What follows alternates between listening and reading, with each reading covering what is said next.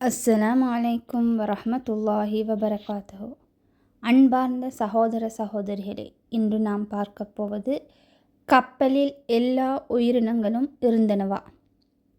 அன்பானவர்களே, பெருவெள்ளம் முடிந்தது, கப்பல் ஜூதி மலையில் நின்றது. ஆனால் பலருடைய மனதில் ஒரு கேள்வி எழுகிறது. நூஹ் அலைஹிஸ்ஸலாம் அவர்களின் கப்பலில் உலகில் உள்ள எல்லா விலங்குகளும் இருந்தனவா? இந்த கேள்விக்கு குர்ஆன் என்ன சொல்கிறது?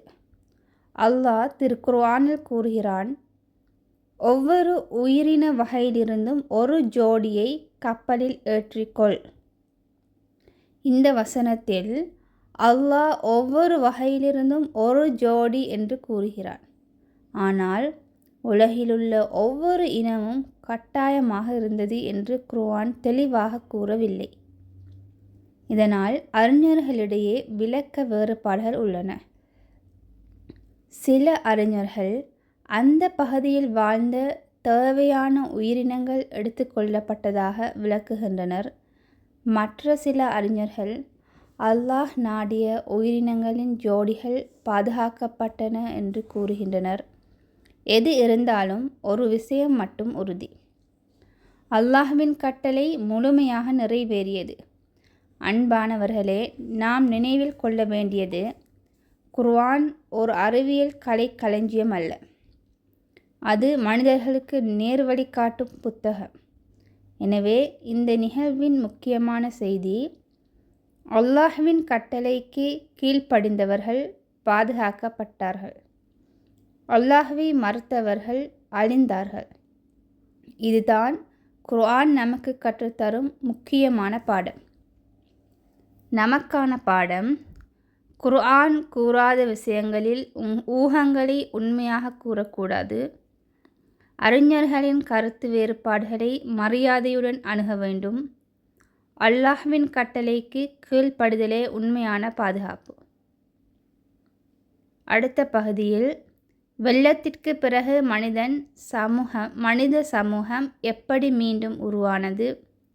ஏன் நூஹ் அலைஹிஸ்ஸலாம் அவர்கள் மனித குலத்தின் இரண்டாவது தந்தை என்று அழைக்கப்படுகிறார்கள்? அவர்களின் 3 மகன்களின் வரலாறு என்ன? இன்ஷா அல்லாஹ் அடுத்த பகுதியில் குர்ஆன் மற்றும் நம்பகமான ஆதாரங்களின் அடிப்படையில் விரிவாக பார்ப்போம்.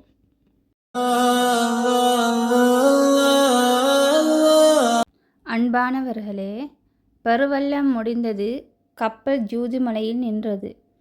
அதன் பிறகு ஒரு புதிய வாழ்க்கை ஆரம்பமானது. ஆனால் ஒரு கேள்வி: இன்று உலகத்தில் வாழும் மனிதர்கள் யாருடைய சந்ததியினர்? இன்று உலகத்தில் வாழும் மனிதர்கள் யாருடைய சந்ததியினர்? திருக்குர்ஆனில் அல்லாஹ் கூறுகிறான், அவருடைய நூஹின் சந்ததியினரையே நிலைத்திருப்பவர்களாக ஆக்கினோம். இந்த வசனத்தின் அடிப்படையில் பல தஃப்சீர் அறிஞர்கள் பெருவெள்ளத்திற்கு பிறகு மனித சமூகம் நூஹ் அலைஹிஸ்ஸலாம் அவர்களின் சந்ததியினரின் மூலம் தொடர்ந்தது என்று விளக்குகின்றனர். அதனால்தான் சில அறிஞர்கள் நூஹ் அலைஹிஸ்ஸலாம் அவர்களை மனித குலத்தின் இரண்டாவது தந்தை என்று குறிப்பிடுகிறார்கள். அன்பானவர்களே, வரலாற்று நூல்களில் நூஹ் அலைஹிஸ்ஸலாம் அவர்களுக்கு 3 மகன்கள் இருந்ததாக குறிப்பிடப்படுகிறது. அவர்கள் சாம், ஹாம், யாபித். இந்த பெயர்கள் குர்ஆனில் குறிப்பிடப்படவில்லை. இவை வரலாற்று மற்றும் தஃப்சீர் நூல்களில் இடம்பெறும் தகவல்கள். எனவே இவற்றை குர்ஆன் வசனங்களுடன் சமமாக கருதக்கூடாது. அல்லாஹ் நமக்கு சொல்ல விரும்பும் முக்கியமான செய்தி என்ன? இனம், மொழி, நாடு, நிறம் இவை அனைத்தும் மனிதர்களுக்கு இடையேயான அடையாளங்கள் மட்டுமே. உயர்வு தருவது ஈமானும் தக்வாவும் மட்டுமே. அன்பானவர்களே, நூஹ் அலைஹிஸ்ஸலாம் அவர்களின் வரலாறு நமக்கு சொல்லும் இன்னொரு உண்மை: அல்லாஹ்வின் உதவி வந்துவிட்டால் அது ஒரு புதிய தொடக்கத்தையும் தரும். நமக்கான பாடம்: அல்லாஹ்வின் அருள் புதிய வாய்ப்புகளை உருவாக்கும். இனம், மொழி, நிறம் ஆகியவற்றால் யாரும் உயர்ந்தவர்கள் அல்ல. அல்லாஹ்விடம் உயர்வு பெறுவது தக்வாவினால்தான். குர்ஆனில் உள்ள தகவல்களையும் வரலாற்று விளக்கங்களையும் வேறுபடுத்தி புரிந்து கொள்ள வேண்டும்.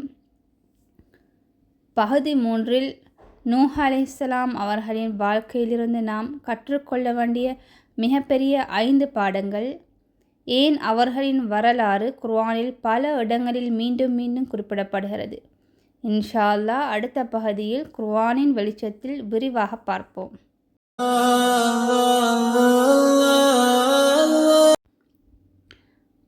அன்பானவர்களே, ஒரு விஷயத்தை நீங்கள் கவனித்திருக்கிறீர்களா? நூஹ் அலைஹிஸ்ஸலாம் அவர்களின் வரலாறு ஒரே ஒரு சூறாவில் மட்டும் வரவில்லை. சூரத்துல் நூஹ், சூரத்துல் ஹூத், சூரத்துல் கமர், சூரத்துல் ஆராஃப், இப்படி பல இடங்களில் அல்லாஹ் இந்த வரலாற்றை மீண்டும் மீண்டும் கூறுகிறான். ஏனென்றால் இது வெறும் வரலாறு அல்ல, ஒவ்வொரு காலத்திற்கும் பொருந்தும் ஒரு எச்சரிக்கை. நூஹ் அலைஹிஸ்ஸலாம் அவர்கள் தங்கள் மக்களிடம் சொன்ன செய்தி என்ன? அல்லாஹ்வை மட்டுமே வணங்குங்கள், அவனை அஞ்சுங்கள், எனக்கு கீழ்ப்படியுங்கள். இந்த செய்திதான் எல்லா நபிமார்களுடைய அடிப்படை அழைப்பாக இருந்தது. அன்பானவர்களே, நூஹ் அலைஹிஸ்ஸலாம் அவர்கள் நமக்கு கற்றுத்தரும் மிகப்பெரிய பாடங்கள்.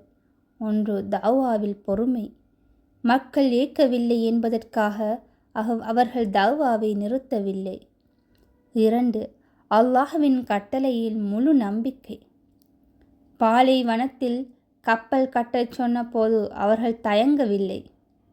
3. உண்மை பேசுபவர்கள் சோதிக்கப்படுவார்கள். கேலி, அவமதிப்பு, மறுப்பு இவையெல்லாம் நபிமார்களின் வாழ்க்கையிலும் நடந்தன. 4. வெற்றி என்பது அல்லாஹ்வின் திருப்தி. மக்களின் எண்ணிக்கை அல்ல, அல்லாஹ்வின் திருப்தி தான் உண்மையான வெற்றி. 5. அல்லாஹ்வின் உதவி சரியான நேரத்தில் வரும். 950 ஆண்டுகள் காத்திருந்தாலும் அல்லாஹ் தன் வாக்குறுதியை நிறைவேற்றினான். அன்பானவர்களே, இந்த பாடங்கள் இன்றும் நம் வாழ்க்கைக்கு பொருந்துகின்றன. நமக்கான பாடம்: உண்மையை விட்டு விடாதீர்கள், சோதனைகளில் பொறுமையாக இருங்கள். அல்லாஹ்வை நம்புபவர் ஒருபோதும் தோல்வியடைய மாட்டார். பகுதி 4. நூஹ் அலைஹிஸ்ஸலாம் அவர்களின் வாழ்க்கையின் சுருக்கம். நாம் கடைபிடிக்க வேண்டிய 10 முக்கிய பாடங்கள். அடுத்த தொடரில் எந்த நபியின் வாழ்க்கை வரலாறு? இன்ஷா அல்லாஹ் எபிசோட் 3 நிறைவு பகுதியில் சந்திப்போம்.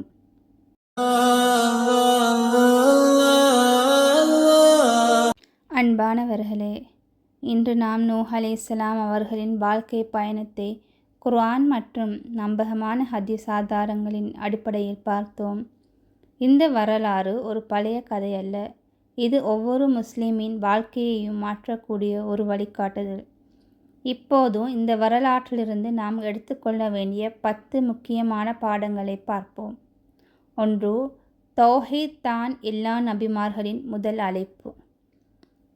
அல்லாஹ்வை மட்டும் வணங்க வேண்டும் என்பதே நூஹ் அலைஹிஸ்ஸலாம் அவர்களின் முக்கிய செய்தியாக இருந்தது. 2. ஷிர்க் மிகப்பெரிய பாவம். நல்லவர்களை அளவுக்கு மீறி உயர்த்துவது இறுதியில் ஷிர்க்குக்கு வழிவகுக்கலாம். 3. பொறுமை வெற்றிக்கான திறவுகோல்.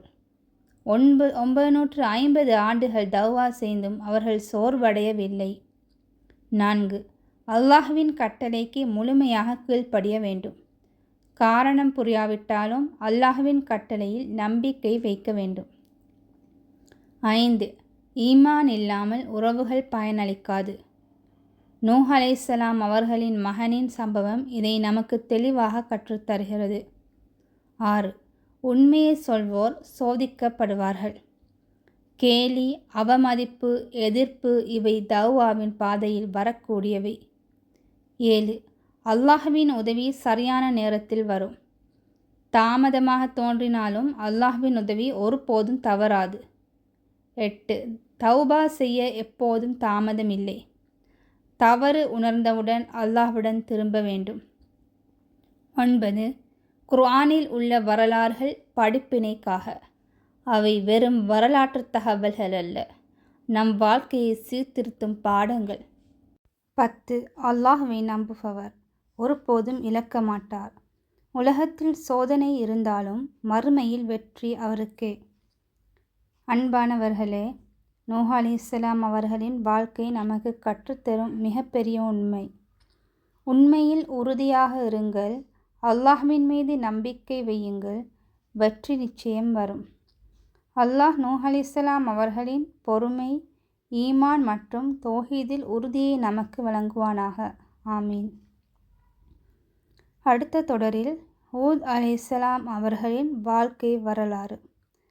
ஆத் சமூகத்தின் சக்தி, அவர்கள் ஏன் அழிக்கப்பட்டார்கள், பலமான காற்றின் தண்டனை, நமக்கான வாழ்க்கை பாடங்கள். இன்ஷா அல்லாஹ் அடுத்த தொடரில் சந்திப்போம்.